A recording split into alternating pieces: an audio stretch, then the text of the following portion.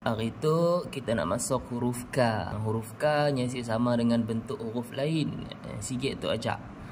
Sama dengan huruf A. A dia hanya seorang je. Hanya sikit je kedak yang huruf A tu. Hanya sikit je kedak tu. Macam ba, ta, sa bentuknya sama. Ja, ha, kha bentuknya sama. Cuma beza dekat titik aja lah. And so on. And then K tu hanya sikit je kedak tu bentuknya. Pasalnya ada apa nama benda tu? Kedak huruf S kecil. Namanya K.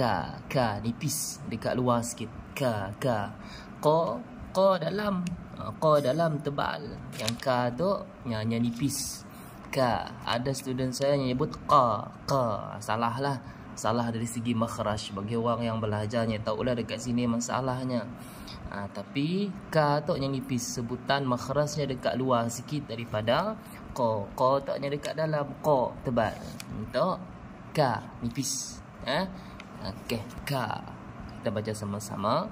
K, kha, qa. K, qa, kha. K, qa.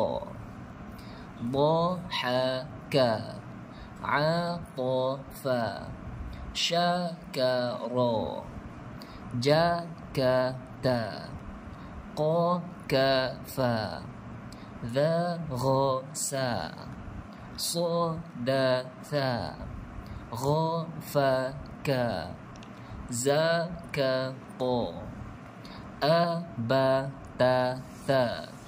Ja, ha, kha. Da, dha. Ra, za. Sa, sha. So, do. To, dho. A, gha. Fa, qa. Ka. Alright.